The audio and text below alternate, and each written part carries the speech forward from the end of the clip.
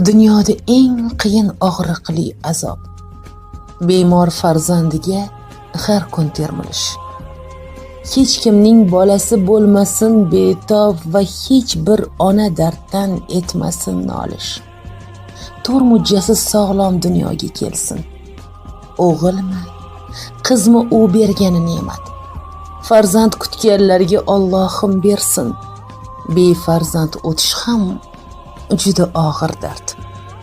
Onalarga kerak bo'lgani faqat bolalarining soppa-sog' joni. Boshqa har qismatga qilolar toqat. Farzand bilan o'tsa baxtli har ona. Mitta jussasiga dard berma Xudo.